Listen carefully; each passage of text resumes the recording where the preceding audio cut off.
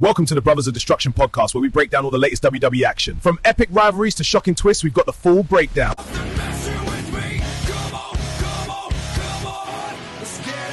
Yes, people, welcome to another edition of the Brothers of Destruction podcast. Yours truly, PrimeTime here, with my boy Flace, and we are going to take a look back on a recent episode of SmackDown Friday night. We're going to look at the continuing feud between Cody and Orton. We're going to look at Sami Zayn's involvement in Kevin Owens and CM Punk's feud now. It's making it even more intense, a three-way between them now by the looks of it.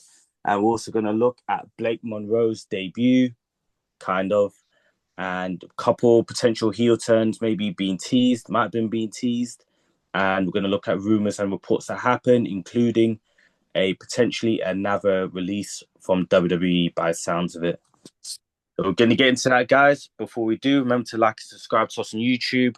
Check out our videos, show your support, send us your suggestions, let us know your thoughts. Bro, how are we doing tonight, man? I was good until I heard you talking about Kevin Owens, CM Punk, and Sami Zayn in the freeway. I got quite concerned then. I hope you're opening a triple threat. Yeah, no, I'm good. I'm blessed. Yeah. What are you saying? No, I'm good, man. I'm all good. But let's get into it now. Let's get into SmackDown from Friday night. So it started off quite hot as well. Orton, Sami Zayn, backstage with Nick Aldis. Sami Zayn, complaining again. Cody comes out, and Orton then comes out and looks like they're going to get physical. But Nick Aldis makes the stipulation that if they lay any hands on each other before the match at Sunday night's main event, it's no title match for either of them. But I think that's probably good in a way as well. It saves any physicality, builds suspense for the match at Sunday night's main event. And I can see it getting quite intense at Sunday night's main event as well. Potentially, I can maybe even see it being definitely won't be a clean finish. Could be a double DQ, double count out. Something gets involved where it makes it even more intense going forward. We get another match there. I don't see this being the end of their feud. No, I don't, and it's why I predict. And I think again we'll do more predictions close to the time. But it wouldn't surprise me if Orton won this one to make it 1-1. Yeah, I can see that. Because I don't think it's going to be the end of their rivalry. Or as you say, it might not be a clean finish. It could be double DQ, double count out. So obviously it goes into the crowd, etc. But it's gonna. I think them not being able to put hands on each other is gonna add to the build-up. And it drags out, not drags it out, but it sort of prolongs the feud a bit further as well. Yeah, it does. It does. If they're attacking each other every week, fans will, and then they'll obviously have the match at Sunday night's main event. Fans after a while will become a bit bored of it. It will become a bit. It will feel like it's dragging a bit. But because obviously there's stipulation where they can't touch each other, just adds to the tension and the build-up. So that was a good idea. And I like the idea that we might just see more of an edge to Cody as well. They're sort of teasing that. And speaking of teasing, I want to get your thoughts when he said that's not a prediction, that's a spoiler. When he said that, I'm thinking, see, they could be doing all this. They could be doing all this stuff now to get people talking. He might just be doing it to tease the fans, thinking he is going to side with Heyman. I don't. I think this could be a tease, but they could always go back to it if he does end up turning heel and siding with Heyman. That would be a big shock, and I'd be interested in that dynamic between Cody and Heyman if it was to happen. That'd be interesting. Yeah, it's not like Cody needs him as such. That's what makes me think. That's what makes me think. It's almost they're trying to tease us with it, but it's swerved it. I don't think he necessarily needs. But in saying that, I didn't still work together. I didn't think Seth needed Heyman. No, but I don't think that fully worked out as well. My personal opinion. Yeah. They did that. Obviously, the point wasn't for it to help Seth Rollins in any way or whatever. I think it was just the interesting dynamic there, which I don't think worked to its fullest form. Cody and Heyman might work better, but again, they could be just teasing it. I think WWE's teasing it now, but to get people talking online. So that wouldn't shock me. And as I said, I think it's one they could revisit later on. Exactly. But yeah, Exactly. I don't think we're going to see anything short term with Heyman and Cody. But I do think we're going to see more of a nasty, bad side to Cody. If not at Sunday night's main event, then when they have the deciding match, because I think they will. I think they will have a decider. I don't think it's going to be Sunday night's main event. I think they will have This still has a chance maybe to be feud of the year or one of them. It probably won't be because of how it went going into Mania early this year and how they executed it. Yeah. But yeah, it maybe if they do really good work here up from now till maybe end of the year, maybe when the feud finishes, then they could salvage it and make it feud of the year. Speaking of Sunday night's main event, another match has been made announced. Probably not one people expecting, but Baron Corbin has challenged Little Yachty to a match at Sunday night's main event. 5-minute match, and I think if he lasts that long, Trick Williams gets another title match. Just a weird one. I think it's got a few people talking online, not necessarily in a positive way. Yeah, listen, when I heard about it, I thought, what the hell is going on here? But I think Little Yachty has been training for a while, for a few months. I like the dynamic, which I wasn't aware of initially, because obviously I woke up, I was going through social media, and you hear Little Yachty versus Baron Corbin. I'm thinking, what the hell is going on? But then obviously when you watch it and you see there's the stipulation, of him lasting 5 minutes for Trick, that adds a bit more to it. There's a bit more jeopardy there. It's a bit more intrigue. So I wouldn't say I'm looking forward to it, but I am intrigued by it. I'm intrigued to see how Little Yachty does. Mm-hmm. And I'm intrigued to see if he lasts the 5 minutes. I think he will. But rather than I'd say, I can't wait. It's going to be a bang. It's this and that. I'd say I'm more intrigued by it. More intrigued to see how it goes in and see how it gets executed. Yeah, could go decent, interesting, or it could go really bad. I'm hoping it doesn't. I think partly as well, where maybe gets people talking in a negative way as well is so the reports will come out that Ilya Dragunov, and I think more's come out, he's decided not to extend his contract with WWE. So as of from here, if it's not happened already, he will be leaving WWE, Ilya Dragunov. Now, this is someone who's in the US title picture and he was having like banger matches not that long ago, really, if you think about it. Maybe not start this year, maybe more back end of last year. And then he disappeared from TV early this year, not been seen, apparently not been talked about in creative. And I think some people just think this is a missed opportunity. You could have put this guy back in the US title picture. It's a waste. We didn't see him against Gunther. Nope, didn't get that match. The main brand. I would love to have seen him against Carmelo Hayes again, another time, run it back. Oh, yeah. Dragunov versus Trick, like this. Even him against Corbin could have worked. I think that could have worked. Against Corbin, maybe him and Chad Gable cross paths at some point. I know there's a lot of people who could work. Raw, but yeah, they could cross paths or something. It's just waste. It's a waste. He had some matches. This is an excellent in-ring performer. And I've seen people say that he sort of lost momentum. When he's given Brock the chops at the Rumble. Yeah, I don't know if you read into that too much, but I think people are. I don't think he lost his momentum there because Brock could dominate anyone. I think he lost momentum with creative. It was creative that lost momentum. For me, they just had him on TV backstage and stopped having him wrestle. It's such a shame. I hope he goes on and has the career that I believe he can, because this is an excellent top performer. And I think WWE's wasted him, if I'm honest. Yeah, they could have, even if he doesn't get in the main title picture, because not everyone has to be world champion or main event guy or whatever, or the needle mover. Not everyone has to be that. But strong mid-carder in there. If you need someone to have a banger match in there or have a strong feud with a main event level guy, like a Gunther, as you mentioned, or Finn Balor, going to throw him in there as well. Yeah, imagine have that. Finn again. Yeah, so Yeah, That's a shame. it's a waste for me. It's a waste. I'd love to see that they've brought back Baron Corbin. They've brought back Big Cass. They do bring people back. Who knows? In a couple of years, they might bring him back. But Never know. right now, it looks like a waste of an excellent talent. Yeah, we'll see where he ends up next, whether that's AEW, which a lot of people Good always luck to speculate when someone leaves WWE. Might end up in TNA for all you know, but...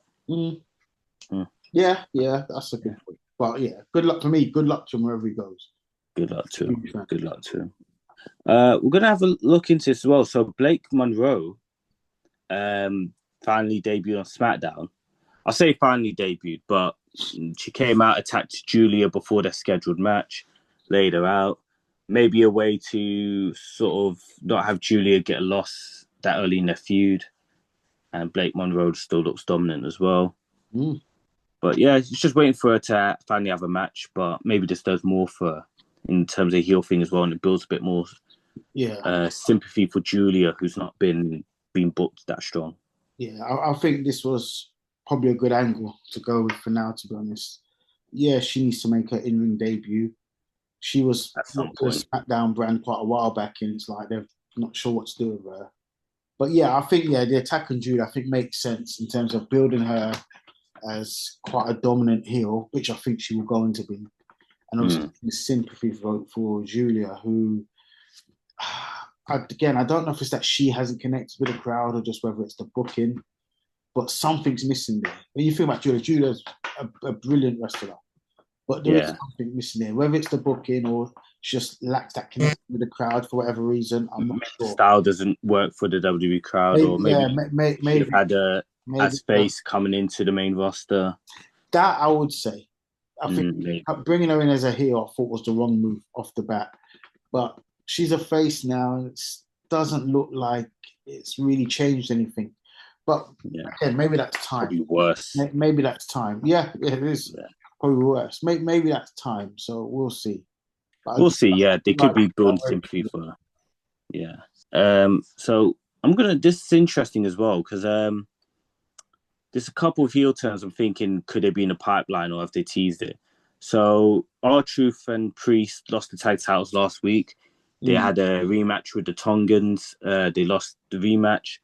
And look like at the end, Priest was going to turn on R-Truth out of frustration. You can see the frustration in his face. Yeah. They didn't play the music. They were still in the ring. And I just thought I was waiting for it. Didn't happen. It was like they were purposely teasing it without him turning. I'm also thinking Tiffany Stratton lost as well. And yeah, she lost as well. And I'm thinking, does she turn on Chelsea Green at some point? So there's a couple of heel turns maybe down the pipeline. I don't know. Priest might have just been teased. But I think Tiffany Stratton definitely could happen. I think the Priest one's more likely to happen, to be honest, or happen sooner. I think the Priest I like him as a face. I like him as a face, but it seems like he's getting frustrated. He was in a whisker, and it's like just now he just thought, no. It's almost like it's right. I'm going to give you another chance. That's how it felt like to me. He was going to turn. He was angry, frustrated, but no, I understand. I'm going to give my boy one more chance. But it doesn't look like that turns too far away. As maybe Tiffany, that could happen. Do you know what? She probably will, because I think her and Chelsea be interesting. Yeah, and she lost the title not because of Chelsea Green. She tried to help, but she also got taken out when Chelsea Green couldn't really help her when she was in the ring because she wasn't medically cleared. Yeah, so she might use that down the line. It'll be a good feud for Chelsea as well. So I can see them going with that angle. So I think Tiffany will probably happen later on down the line, but I think the Damian Priest one looks like it's almost imminent. Yeah, which I wasn't speculating at all, and I've not heard any reports about him turning. Yeah, but it could happen with him. Maybe it's just a tease, but who knows? Good. I like him like both face and heel. To be fair, do like him maybe a bit more as a face, but heel Priest could reinvigorate him a bit into the main event scene again, which is quite packed at the moment. So if it does somehow, then it'll be good work on WWE's part and Priest's part. True. So, speaking of reinvigorated as well, there's been reports have come out I read a lot of reports and I get a lot of these news. WWE is taking with a pinch of salt, but looking at sort of reinvigorating the tag team division, putting some new focus on it. Yeah. So part of that is promo's been done. Nakamura's new partner now looks like it's going to be Tanahashi from New Japan, going by, I think, Kyoto now. He'll be known as in WWE. Yes, he will be, yeah. Yeah, so there'll be a tag team on SmackDown now. There's reports that they're going to put renewed focus on it. So you have Fraxium come back into the fold as well. Obviously got the Tongans as champions. War Raiders on the picture again. So maybe the Raw side as well. You might have the Creed brothers back in there. So, take it a pinch of salt again because WWE's lost focus on tag division for, by the looks of it, it's been a while they've not focused on it. Nah, but I think we spoke about this a few weeks ago. It would be great, the tag team division. So I'm quite glad they're keeping an eye on it. Yeah, at the moment, the Tongans, the most dominant team. It's interesting now. You got Haku there as well as their manager. I quite like that dynamic there as well.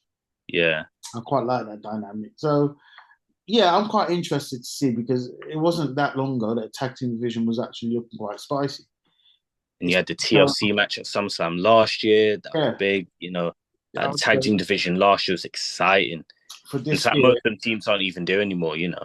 Yeah, listen, the majority of this year, I think it's sort of, the tag team thing, it's always been like an afterthought.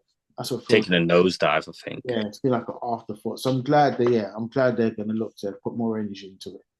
Yeah, which is good. So hopefully the reports are true and they do stick with it. So even though reports are true, I'm hoping they stick with it and put focus into it again. So they need to get the balance right with all the divisions. The men's tag division, the women's division in general, the singles and tags. Yeah, just get as much balance as they can. I'm hoping they can. But into their big segment now, and big match coming up with real life animosity there. Don't know if it's still there, but it definitely has been in the past. Kevin Owens and CM Punk in the main event. I knew it was going to be straightforward. And it wasn't. She had Sami Zayn come out trying to help Kevin Owens. Owens turns him down, but then Sami Zayn ends up clocking Owens to the belt. Punk retains because of it, and then Sami Zayn ends up taking both men out. So this is a good match, really good match, by the way, between Owens and Punk. But this is an interesting dynamic as well, because this could be the best version of Sami Zayn. Because I think Sami Zayn, the way he's played this role for months, has been on point. Yeah, he's played it to a T. He said, good match. It's what I expect from those two. Very good match. And it was, although there was interference, and so, you like to see one-on-one and better man win, how it plays out, better man wins, etc. I quite like the Sami Zayn being angled, coming in. Yeah. I quite like him thrown into this situation. And I like the way they ended it, to be fair.